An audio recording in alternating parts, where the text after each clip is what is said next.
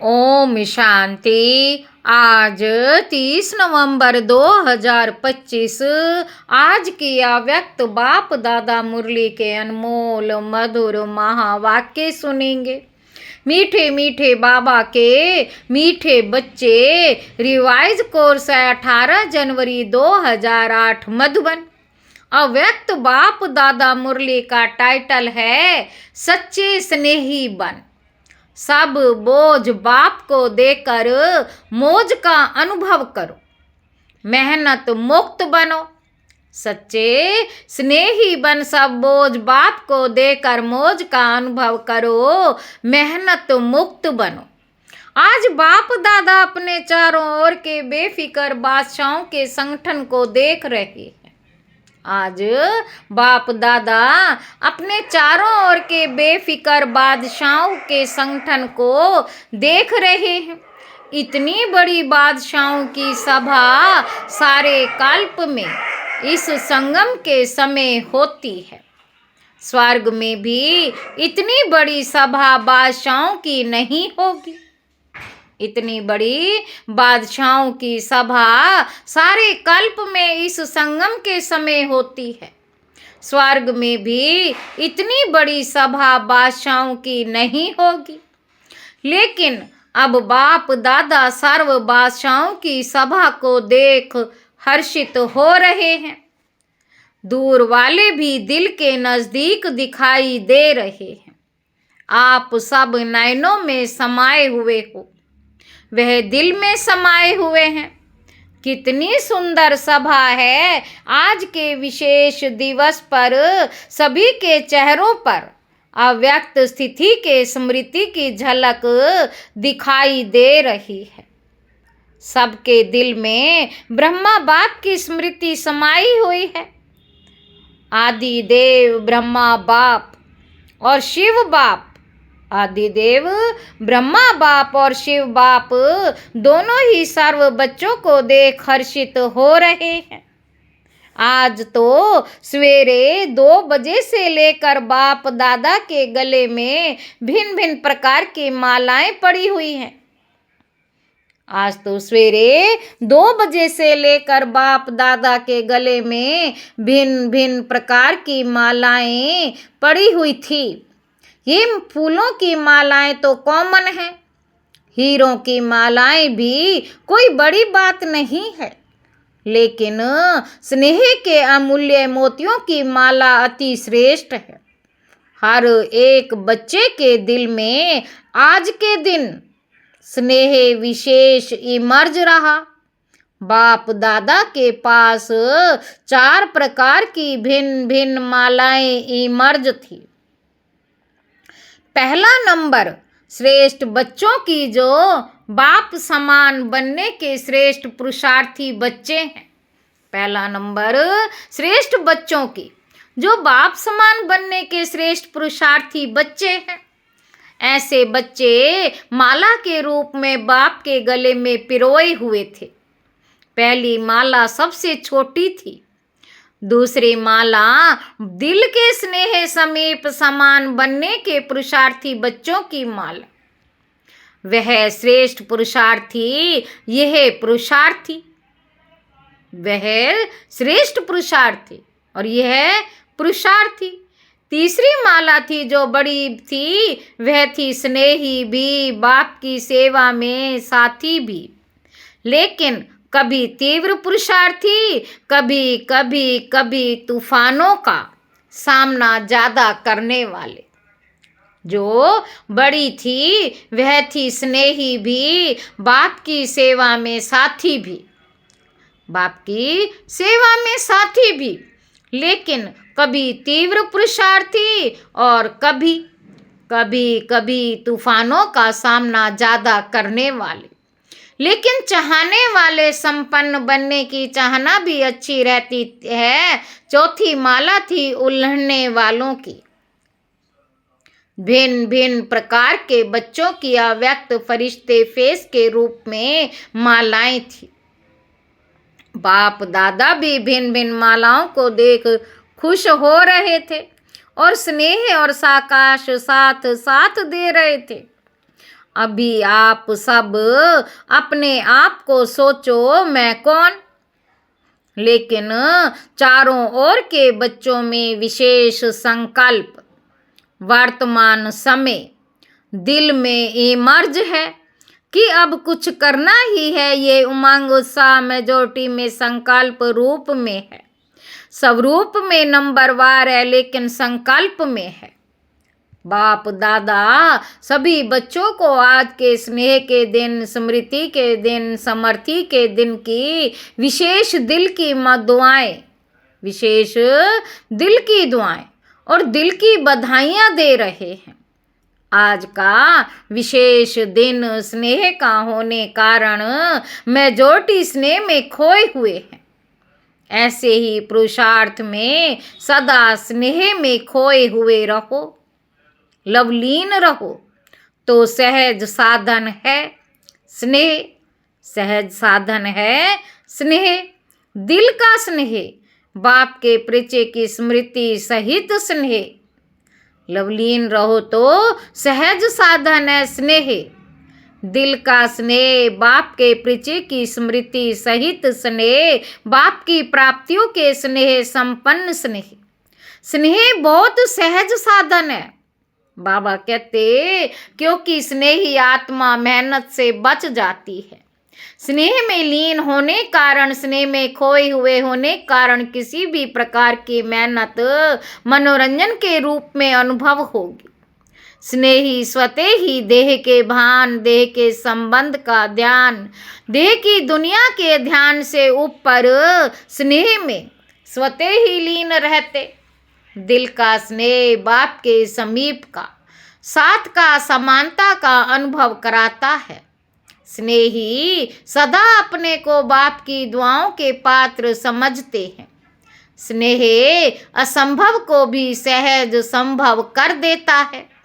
सदा अपने मस्तक पर, माथे पर बाप के सहयोग का, स्नेह का हाथ अनुभव करते हैं। निश्चय बुद्धि निश्चिंत रहते हैं, निश्चय बुद्धि निश्चिंत रहते हैं। आप सभी आदि स्थापना के बच्चों को आदि के समय का अनुभव है। आप सभी आदि स्थापना के बच्चों को आदि के समय का अनुभव है। अभी भी सेवा के आदि निमित्त बच्चों को अनुभव है कि आदि में सभी बच्चों को बाप मिला। उस स्मृति से स्नेह का नशा कितना था। नॉलेज तो पीछे मिली, लेकिन पहला पहला नशा स्नेह में खोए हुए हैं। बाप स्नेह का सागर है तो मेजोरिटी बच्चे आदि से स्नेह के सागर में खोए हुए हैं। पुरुषार्थ की रफ्तार में बहुत अच्छे स्पीड से चले हैं, लेकिन कोई बच्चे स्नेह के सागर में खो जाते हैं, कोई सिर्फ डुबकी लगा के बाहर आ जाते हैं। कोई बच्चे स्नेह के सागर में खो जाते हैं, कोई सिर्फ डुबकी लगा के बाहर आ जाते हैं। इसलिए जितना खोए हुए बच्चों को मेहनत कम लगती, उतनी उन्हों को ही नहीं, उतनी उन्हों को नहीं। कभी मेहनत कभी मोहब्बत दोनों में रहते, लेकिन जो स्नेह में लवलीन रहते वे सदा अपने को छत्र छाया के अंदर रहने का अनुभव करते।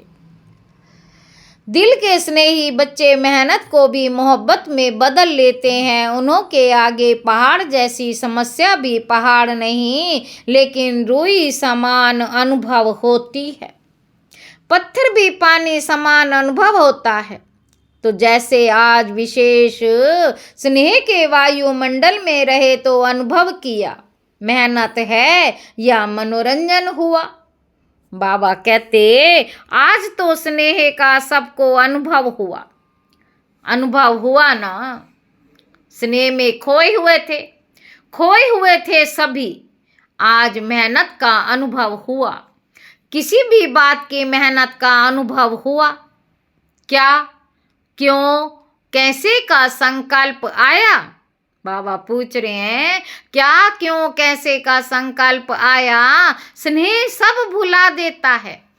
तो बाप दादा कहते कि बाप के इस स्नेह को भूलो नहीं। स्नेह का सागर मिला है, खूब लहराओ जब भी कोई मेहनत का अनुभव हो ना, क्योंकि माया बीच बीच में पेपर तो लेती है। लेकिन उस समय स्नेह के अनुभव को याद करो तो मेहनत मोहब्बत में बदल जाएगी।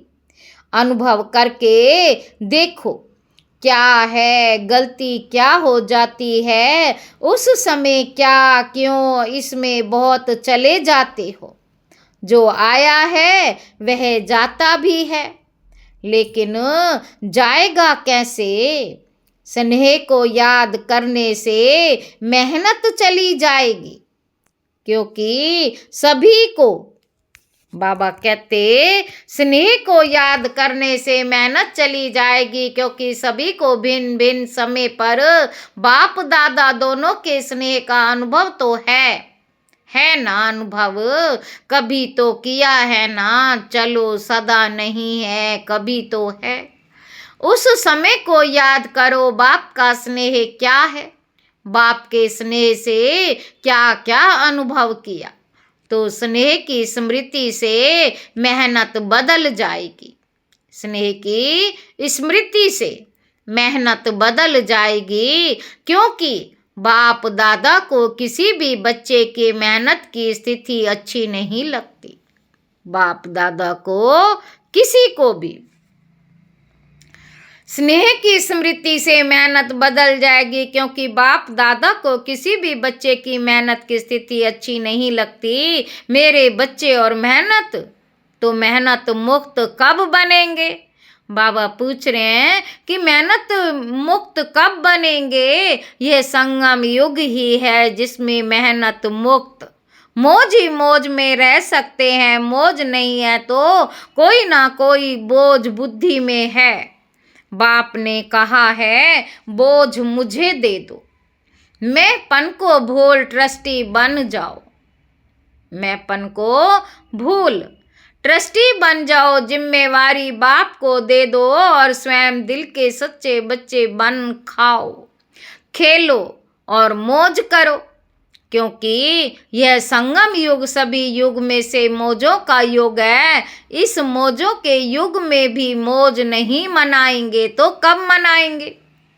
बाप दादा जब देखते हैं ना कि बच्चे बोझ उठा के बहुत मेहनत कर रहे हैं, दे नहीं देते, खुद ही उठा लेते, तो बाप को तो तरस पड़ेगा ना।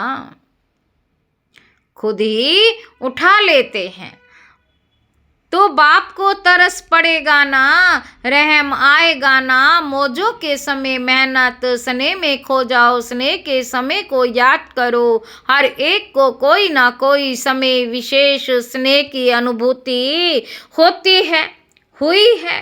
बाप जानता है हुई है, लेकिन याद ही नहीं करते, मेहनत को ही देखते रहते, उलझते रहते। अगर आज भी अमृत वेले से अब तक बाप दादा दोनों अथोटी के स्नेह का दिल से अनुभव किया होगा, तो आज के दिन को भी याद करने से स्नेह के आगे मेहनत समाप्त हो जाएगी। स्नेह के आगे मेहनत समाप्त हो जाएगी। बाप दादा इस वर्ष में हर बच्चे को स्नेह युक्त मेहनत मुक्त देखना चाहते हैं। अभी बाप दादा इस वर्ष में हर बच्चे को स्नेह युक्त मेहनत मुक्त देखने चाहते हैं। मेहनत का नाम निशान दिल में नहीं रहे, जीवन में नहीं रहे, हो सकता है जो समझते हैं करके ही छोड़ना है, हिम्मत वाले हैं वो हाथ उठाओ। आज विशेष ऐसे हर बच्चे को बाप का विशेष वरदान है, मेहनत मुक्त होने का स्वीकार है।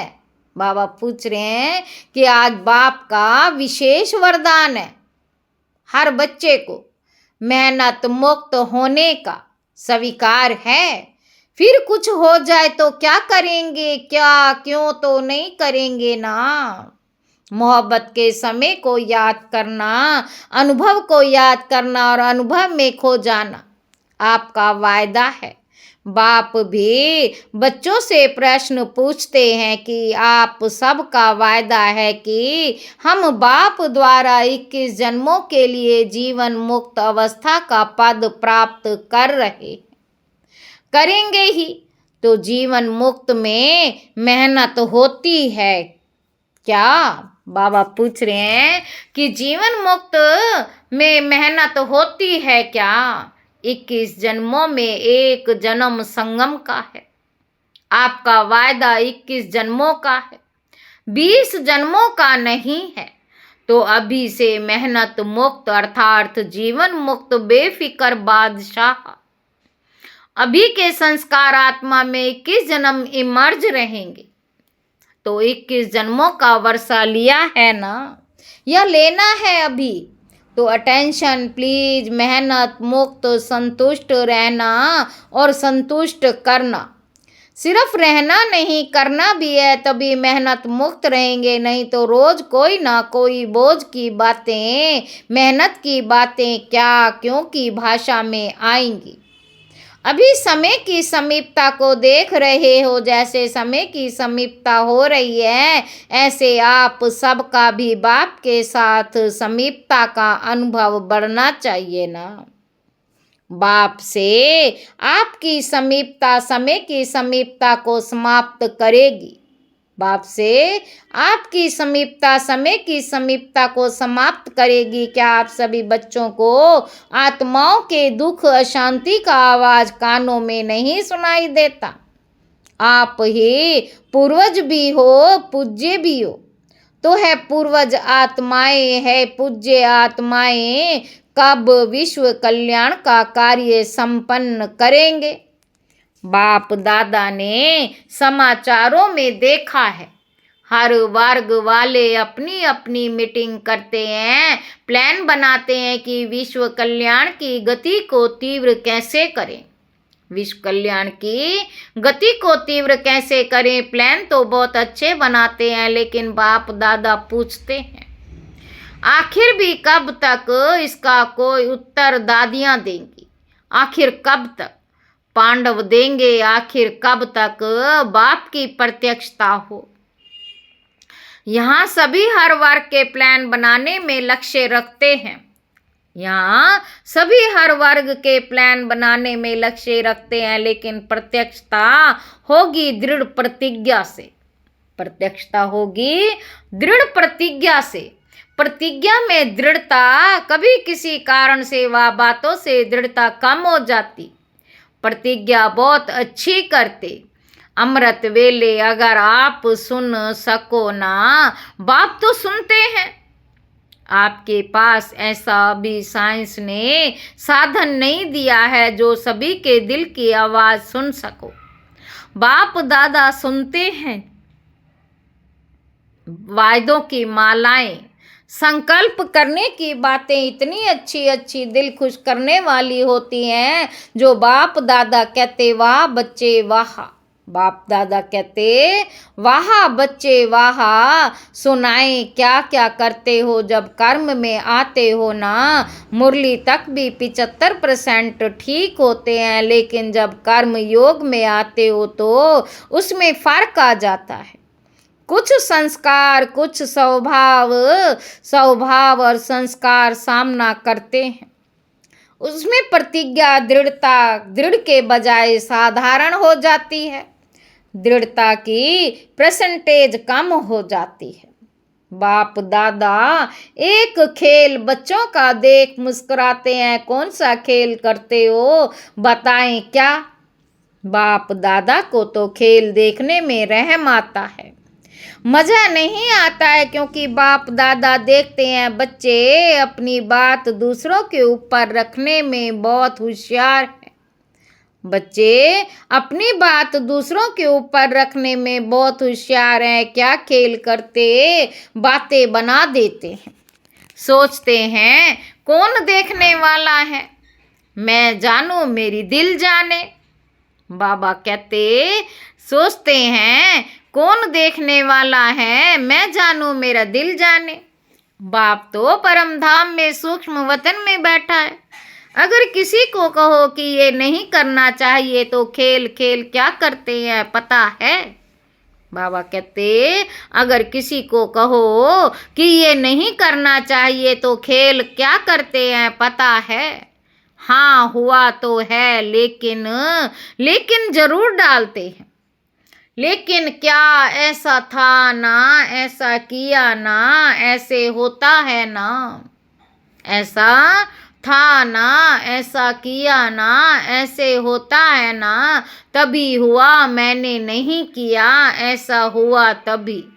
अभी इसने किया तभी किया, नहीं तो मैं नहीं करता। तो यह क्या हुआ? अपनी महसूसता रियलाइजेशन कम है। अपनी महसूसता रियलाइजेशन कम है। अच्छा मानो उसने ऐसा किया तभी आपने किया, चलो बहुत अच्छा। पहला नंबर वह हुआ, दूसरा नंबर आप हुए, ठीक है। बाप दादा ये भी मान लेते हैं आप पहला नंबर नहीं है। बाबा कहते आप पहला नंबर नहीं है, दूसरा नंबर है। लेकिन अगर आप सोचते हो कि पहला नंबर परिवर्तन करो है तो मैं ठीक हूँगा, ठीक है, पहला नंबर परिवर्तन करता हूँ। बाप दादा और सभी पहले नंबर वाले को कहते हैं आपकी गलती है, आपको परिवर्तन करना है, ठीक है। अच्छा अगर पहले नंबर वाले ने परिवर्तन किया तो पहला नंबर किसको मिलेगा? पहला नंबर किसको मिलेगा? आपका तो पहला नंबर नहीं होगा। परिवर्तन शक्ति में आपका पहला नंबर नहीं होगा। पहला नंबर आपने उसको दिया तो आपका कौन सा नंबर हुआ? आपका कौन सा नंबर हुआ? दूसरा नंबर हुआ ना। अगर आपको कहें दूसरा नंबर है तो मंजूर करेंगे, कहेंगे नहीं। ऐसा था, वैसे था, कैसे था, ये भाषा सभी खेल में आती है। तो ऐसी वैसे कैसे, ये खेल बंद करके मुझे परिवर्तन होना है। मैं परिवर्तन होके दूसरे को परिवर्तन करूँगा। मैं परिवर्तन होके दूसरे को परिवर्तन करूं। लेकिन अगर दूसरे को परिवर्तन नहीं कर सकते हो तो शुभ भावना शुभ कामना तो रख सकते हो। वह तो आपकी अपनी चीज है ना। तो है अर्जुन, मुझे बनना है पहला विश्व के राजधारी, लक्ष्मी नारायण के समीप आपको आना है। या दूसरे नंबर वाले को बाप दादा की इस वर्ष की यही आश है कि सभी ब्राह्मण आत्माएं, ब्रह्मा कुमार ब्रह्मा कुमारी जैसे यहाँ ये बेज लगाते हैं ना, सभी लगाते हैं ना। यहाँ भी आते हो तो आपको बेज मिलता है ना। तो चाहे कागज का, चाहे सोने का, चाहे चांदी का, दिल में मन में ये बेज लगा लो। मन में यह बेज लगाओ, मुझे परिवर्तन होना है, मुझे निमित्त बनना है। ये बदले, ये बात बदले, ये बदले, ये बात बदले, ये व्यक्ति बदले, ये सर्कमस्टांस बदले नहीं, मुझे बदलना है। बातें तो आएंगी, आप ऊंच जा रहे हो ऊंचे स्थान पर, समस्याएं भी हैं तो ऊंची होती है ना। ऊंचे स्थान पर समस्याएं भी तो ऊंची आती है ना। लेकिन जैसे आज नंबरवार पुरुषार्थ 31 ने की स्मृति को यह वायुमंडल था, जैसे आज नंबरवार यथाशक्ति स्नेह के स्मृति का वायुमंडल था, ऐसे अपने मन में सदा स्नेह के प्रति, स्नेह में लवलीन रहने का वायुमंडल सदा इमर्ज रखो। बाप दादा के पास समाचार बहुत अच्छे अच्छे आते हैं, संकल्प बहुत अच्छे अच्छे हैं, स्वरूप में आने में यथाशक्ति हो जाते हैं। अभी 2 मिनट के लिए सभी परमात्म स्नेह संगम युग के आत्मिक मौज की स्थिति में स्थित हो जाओ। ड्रिल। अच्छा यही अनुभव हर दिन बार बार समय प्रति समय अनुभव करते रहना। यह अनुभव हर दिन बार बार समय प्रति समय अनुभव करते रहना। स्नेह को नहीं छोड़ना, स्नेह में खो जाना सीखो। अच्छा, चारों ओर के योग युक्त युक्त युक्त राज युक्त, खुद भी राज को जान, सदा राजी करने वाले और राजी स्नेह वाले। सिर्फ स्वयं राजी नहीं रहना है, स्वयं राजी नहीं रहना है, राजी करना भी है। ऐसे पदार्थ बाबा कहते बाप समान बनना है।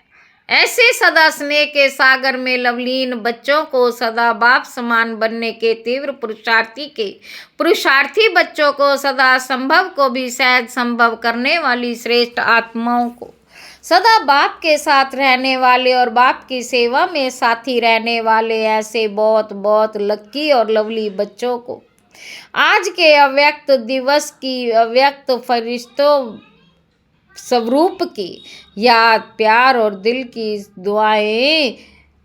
अच्छा, ओम शांति वरदान है। याद के जादू मंत्र द्वारा सर्व सिद्धियां प्राप्त करने वाले, याद के जादू मंत्र द्वारा सर्व सिद्धियां प्राप्त करने वाले सिद्धि स्वरूप भव। बाप की यादी जादू का मंत्र है। इस जादू के मंत्र द्वारा जो सिद्धि चाहो वे प्राप्त कर सकते हो। जैसे स्थूल में भी किसी कार्य की सिद्धि के लिए मंत्र जपते हैं, ऐसे यहाँ भी अगर किसी कार्य में सिद्धि चाहिए तो ये याद का महामंत्र ही विद्धि स्वरूप है। ये जादू मंत्र सेकंड में परिवर्तन कर देता है। इसे सदा स्मृति में रखो तो सदा सिद्धि स्वरूप बन जाएंगे। क्योंकि याद में रहना बड़ी बात नहीं, सदा याद में रहना ये बड़ी बात है। इसी से सर्व सिद्धियां प्राप्त होती हैं। स्लोगन है, सेकंड में बिस्तर को सार रूप में समा लेना, सेकंड में विस्तार को सार रूप में समा लेना अंतिम सर्टिफिकेट है। अंतिम सर्टिफिकेट लेना है अव्यक्त इशारे। अशरीरी व विधेय स्थिति का अभ्यास बढ़ाओ। जैसे कोई शरीर के वस्त्र सहज उतार सकते हो, ऐसे ये शरीर रूपी वस्त्र भी सहज उतार कर सहज ही समय को धारण कर सको, इसका अभ्यास चाहिए। अगर वस्त्र तंग व टाइट है तो सहज उतार नहीं सकते, ऐसे ये देह रूपी वस्त्र भी किसी संस्कार में चिपका हुआ तंग व टाइट ना हो। इसके लिए सभी बातों में इजी रहो। यदि इजी रहेंगे तो सभी कार्य इजी होंगे। जितना पुराने संस्कारों से न्यारा रहेंगे उतना अवस्था में भी न्यारी, उतनी अवस्था भी न्यारी, अर्थात विदेही सहज बनकर जाएगी, विदेही सहज बन जाएगी। अच्छा, ओम शांति।